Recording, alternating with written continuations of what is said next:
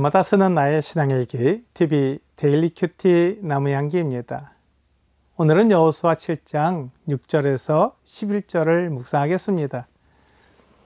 여호수아가 옷을 찢고 이스라엘 장로들과 함께 여호와의 궤 앞에서 땅에 엎드려 머리에 티끌을 뒤집어 쓰고 저물도록 있다가 이르되 슬프도소이다. 주 여호와여, 어찌하여 이 백성을 인도하여 요단을 건너게 하시고 우리를 아모리 사람의 손에 넘겨 멸망시키려 하셨나이까?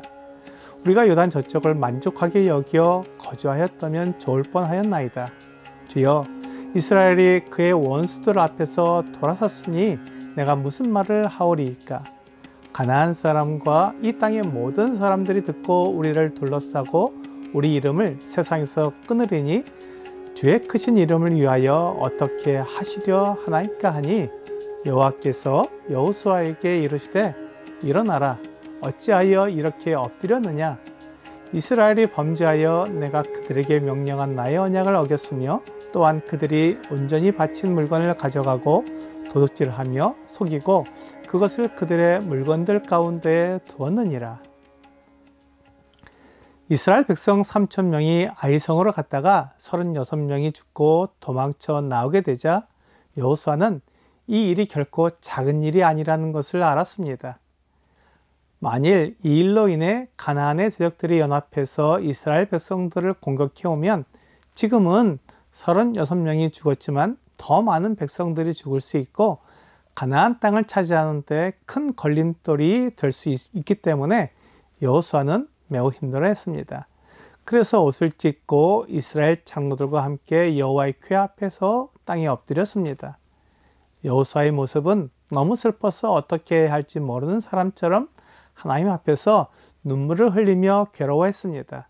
여호수아는 지금까지 하나님께서 이런 시련을 주시는 것을 경험해보지 못했기 때문에 더 힘들어하는 것 같습니다.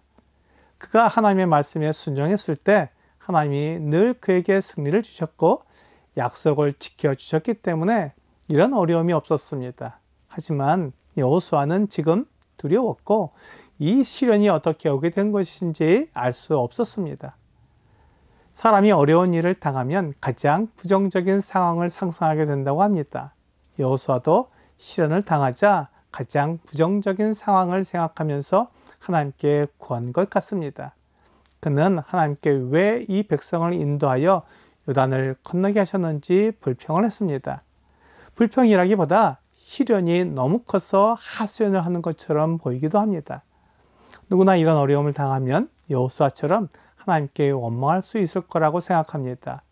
여호수아의 원망 속에서 그가 지금 겪고 있는 어려움이 얼마나 큰지 알 수 있을 겁니다.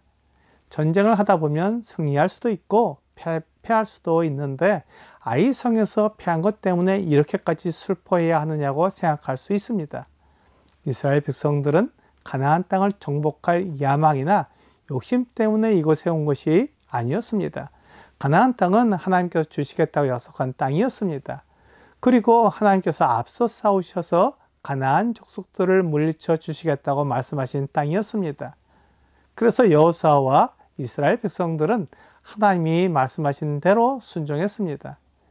요단강도 기적적으로 건넜고 난공불락의 성이었던 여리고도 전술이 아닌 하나님의 방법으로 점령했습니다. 모든 것이 순적하게 이루어진 듯 했는데 아이라는 작은 성에서 패배를 했기 때문에 여호수아는 하나님께 깊은 원망을 한 것입니다. 믿음이 클수록 시련에 대한 원망도 큽니다. 그래서 혹시 하나님이 가나안 땅을 주실 능력이 없는데 자신이 하나님을 오해하고 너무 욕심을 부린 것이 아닌가 생각을 하게 됩니다. 그래서 여호수아는 하나님께서 이스라엘 백성들을 요단을 건너 아모리 사람들의 손에 넘겨 멸망시키려고 인도하신 것이냐고 원망했습니다. 차라리 요단을 건너기 전 요단 동편에서 그대로 머물렀으면 더 나았겠다고 말합니다. 또한 가나안 사람들이 이스라엘을 멸망시키면 하나님의 크신 이름이 어떻게 되느냐고 물었습니다.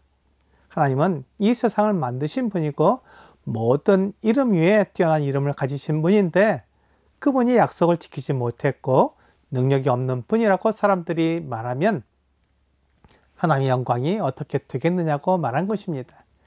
여호수아는 지금까지 하나님이 말씀하신 것이 다 이루어졌기 때문에 하나님을 믿었습니다. 그런데 그 믿음이 다 사라지게 되었다고 말하는 것입니다. 그러자 하나님께서 여호수아에게 말씀하셨습니다. 하나님은 잠잠히 계시는 분이 아닙니다. 만들어진 우상처럼 입이 있어도 말을 못하고 눈이 있어도 보지 못하는 분이 아니라 모든 것을 알고 모든 것을 보시고 또한 말씀하시는 분입니다. 하나님은 죽은 신이 아니라 살아계신 분입니다. 그래서 여호수아에게 말씀해 주셨습니다. 지금 이스라엘이 아이 사람들에게 패한 것은 하나님의 능력이 없거나 하나님의 약속을 잊어버려서 생긴 일이 아니었습니다. 하나님은 여전히 이스라엘과 함께 하시며 그들을 보호하시고 인도하시는 전능하신 하나님이십니다. 그렇지만 이스라엘이 범죄하여 그들에게 명령한 하나님의 언약을 어겼기 때문에 하나님께서 그들을 보호할 수 없었던 것이었습니다. 하나님이 사랑하는 이스라엘과 함께 하실 수 없는 것은 그들이 하나님을 떠날 때 뿐입니다. 그들이 하나님의 말씀을 믿지 않고 그대로 따르지 않았기 때문에 하나님이 그들을 인도하실 수 없게 된 것입니다. 하나님께서는 여리고 성에서 얻은 노략물들은 하나님께 드리게 하셨지만 아간이 하나님의 것을 탐내고 하나님이 보지 못하는 분이라고 생각해서 그 물건을 가져가고 도둑질하며 속이고 그것을 자기 물건들 가운데 두었기 때문이었습니다. 아간이 하나님의 말씀을 따르지 않았지만 그것이 곧 이스라엘 백성의 죄였습니다. 그래서 하나님께서 이스라엘 백성이 아이 사람들에게 패하게 하셨고 몇 사람이 죽게 하셨던 것입니다. 아간 한 사람의 죄가 이스라엘 백성 공동체에게 영향을 미쳤고 그 공동체 전체가 죄 가운데 있는 상황에 들어가게 된 것입니다. 하나님은 그것을 이스라엘 백성들이 알아야 했고 그 죄악을 그들에게서 제해 버려야 했습니다. 그렇게 하기 위해서는 그들이 절박하게 되어야 했고 아이 성과 같은 작은 성에게 패배하여 그들이 하나님 없이는 아무것도 할 수 없는 존재라는 것을 알아야 했습니다. 오늘의 적용 질문을 보겠습니다. 내가 속한 공동체는 건전한가요? 나 또는 누군가의 죄로 인해 어려움이 될 수 있는 부분이 있는지 살펴보고 죄에서 벗어날 수 있도록 기도하세요. 내가 속해 있는 공동체가 하나님을 경외하며 하나님의 말씀에 순종하는 공동체여야 합니다. 나뿐만 아니라 공동체에 속한 누구라도 죄를 짓게 되면 그것이 공동체 전체에 영향을 미치기 때문에 우리가 같은 마음을 가지고 함께 거룩하게 생활해야 합니다. 오늘 내가 속한 공동체가 하나님의 말씀에 순종하고 거룩하게 되기 위해 서로를 돌아보고 선행을 격려하는 여러분과 제가 되기를 주 예수님의 이름으로 기도합니다.